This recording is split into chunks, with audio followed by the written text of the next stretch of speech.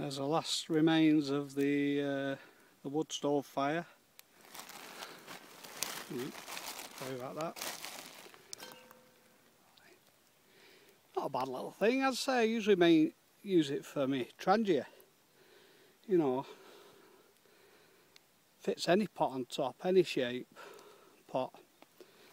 I've got some other wood stoves as well. I've got there's the good old sooted up Crusade. I love it, mate. Love them. Yeah, I've got some other. I've got the. Is it the Honey Stove by Backpacking Light? I've had that about 2 or 3 years now. I don't know what model it is. It's not the one with the mesh grate. I think that's a new one. It's the one with the bendy top. It bends a lot when you. I just shove 2 pegs in and put my Crusader cup through it. And I've got that new one. Is it Wild Stoves? The gasification one. But I say mine was a Mark 1 version. I think they've just swayed the edge on the Mark 2. But I can't get on with the top of it for some reason. Well, it won't fit my Crusader cup anyway. But just show you around here. Sun's beautiful. Look at that.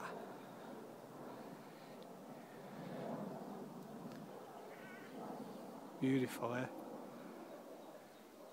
Yeah, sorry lads. Yeah, it's like 3 fold-out pins. It's all right for big pans. I'll say I've got a Tatonka billy can type thing and a zebra billy can. It's all right for them.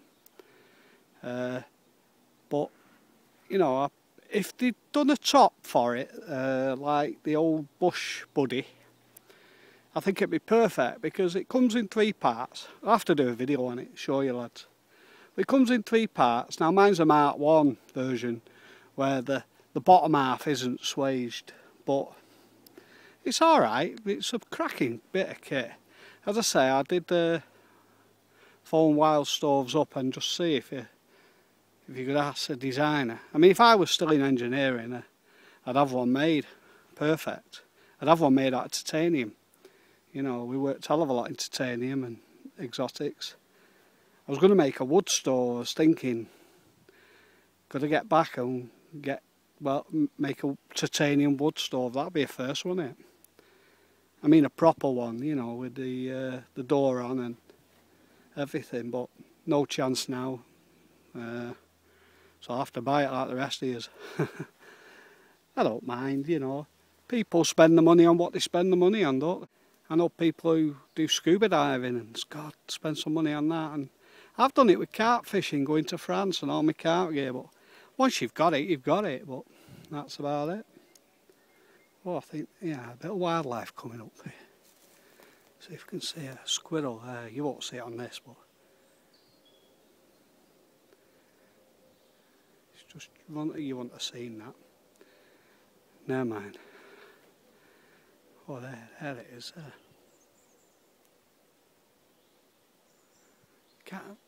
Thing with the iPhone, you can zoom in when you're taking photos, but you're stuck with whatever you get on this phone anyway. There it is running across. Do you see that? I don't. Just had a little run across there. A little grey squirrel. There it is. Yeah, you see some badgers and everything in this one. It's beautiful. It's gorgeous. Yeah, I think that's enough about my ranting on now. But I will do a couple of reviews. I'll get that wood stove out one day and I'll do a review on that. I mean, everyone's done the Honey Stove to death, haven't they? But I don't think it can be improved anymore. It's a cracking stove, that. Belter, I love it. I like it because it's big. You can get some decent chunks in that little thing there, sorry. You know, you've really got to twig them out like pencil shape. But on that Honey Stove, you know, you can get some good sizes in. I usually just leave them dangling out about 6 inches and just push them in as they're burning. It's alright, it's good and that. Right, I'm going to shoot off now lads, because I'm going to sit down and I'm going to enjoy the view and have my coffee and I'm going to chill out, but I'm going to try and get this uploaded soon, so see you again. Anyway, before I go, let me know what you think about, I've shown you that place where we get 4 easy. I mean, there's woods round here, you get 10, you know, you just have to spread yourselves out a bit. But fancy that, a Dutch cooking weekend or a Dutch cooking day. I've got a big Dutch oven, cast iron oven, and you know, I'd love to get big stew on in that and a few camp tails round the fire. Alright lads, see you now, bye. Alright lads, well I've put my hammock up. This is me £3 hammock I bought. Well, I didn't buy, I made. Just got the material from a local shop. And I'll just go through it with you. This is what I've slept in for 2 years. I did have a DD, not the front line, the one with the waterproof bottom, forget what it's called.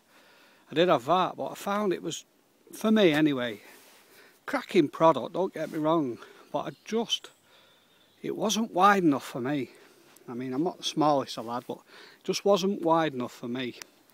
So I went and got this, and it's great in the winter, but the midges get you.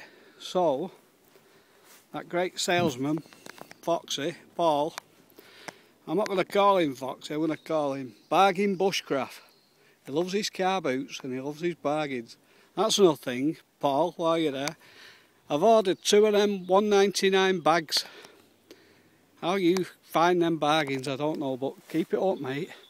Anyway, this is my hammock. I'll go through here. So, these are the ropes that was on the DD hammock. And I've just took them out. And I've just put a series of overhand knots. I know is that there for. I can just move the carabiner up to there when I want to. That is just a bit of climbing grade rope. I think I got it from Go Outdoors. I think it's £1 a metre, £2 a metre or something. So anyway, I've just put a fisherman's knot in there, wrapped it round, pulled it through itself. Let me explain that. So I've wrapped it round, pulled it through itself, and then tied the fisherman's knot to a climbing grade carabiner. This here is what they call a whoopee sling, and I have it set from there to the other end, there to there, 96 inches. For me, it gives me what they call a nice lay, nice diagonal lay. And as I say, the other side is exactly the same, a carabiner through to the tree strap to the climbing grade rope. And the whoopee sling I got from Matt at UK Hammocks. Have a chat with him, he's a cracking guy. I also got what they called the Silver Fox chair off him. I'll do a review on that because I just set it up with these. I didn't know I was going to stay overnight tonight. It's forecast clear, but I haven't brought my tarp. I was in that much of a rush to get out.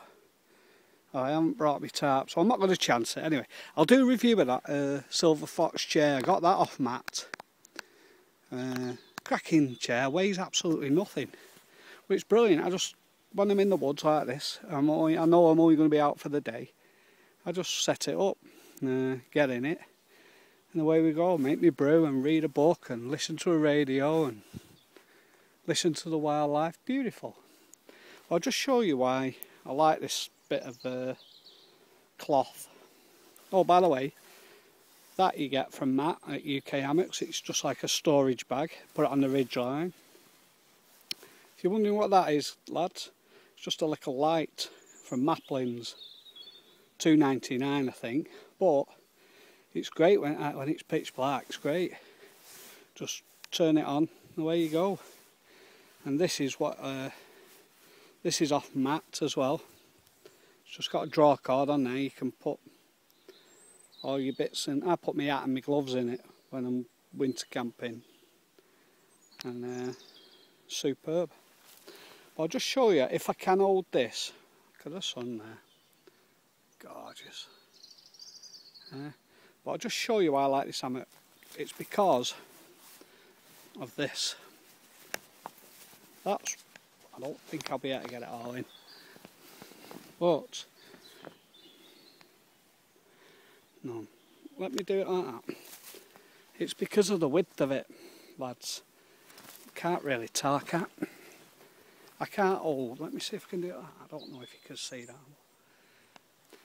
But it's because it's 60 inches wide, and I can get a good lay, and I'm laughing with it. Love it. As I say, I've just put it up for your purposes today, but you don't have to spend a lot. I mean, you know, I want to do not a contest, but I want to like ask people if you can get a kit together for under 100 quid. Now when I say a kit, I mean sleep system, either floor mat or hammock, tarp. So a sleep system, a shelter system, cooking system, firelighter material, a knife, and just so, and good gear, lads. I mean, not like crap that, you know, Tesco's tent £2.99, it's not going to last. Gear that's going to last, you know what I mean. Use your brains and see who could come up with what. And then when I've got a few of yous posting something, I'll show you mine, because I've got mine. I bought it because me and my partner and my daughters, we go camping, and you know, we was buying them blow-up beds. I'm giving it a bit away here, but anyway, I'll tell you this bit. We was buying them blow-up beds, and God, we must have gone through 4 or 5 popping, and it's gone down at night and getting the old compressing blower on the bzzz, middle of the night, 3:30, everyone moaning at me. So I bought, well, I'm going to tell you my sleep system anyway, and then we'll start from there. So I bought a Polish mat and the Czech bedroll system, and it was £24.99 from Military Mart. And it's alright, it's heavy, you won't walk with it, but for 90% of the bushcraft I do, I'm not walking that far anyway, less than half a mile I reckon. I mean, you think I'm in the wilderness here, but the car's only half a mile away, and even though the woods are 3.5 miles wide or whatever, that place where they've suggested we all camp's only 1/4 mile, if that, from the car. You know, so you can take comfortable kit if you want to. It's up to you. But that's my first indication of what I'm on about in reasonable kit. That Polish bed mat weighs a ton, but oh, it's brilliant. It's comfy, and it's never going to pop. The Czech bedroll system consists of an outer bivvy bag, a wool blanket, and like a liner, all buttons up together. Now, if you're going to use it, you've got to have a tarp, because even though it says bivvy bag, it's not waterproof, as in 100% waterproof. There's a zip on it, and it, you know, I drenched it in the garden to make sure, and it does leak. So you need it under a bivvy bag. I mean a tarp or a tent. So that, anyway, I rabbit on like mad. Anyway, I've shown you me hammock. Cheap as chips, we'll call that one. Cheap as chips. Let's see if Foxy can flog a few. Do them a 5 at a time, make £2 a go on them. I'm only joking. Rightio lads, see you soon, bye.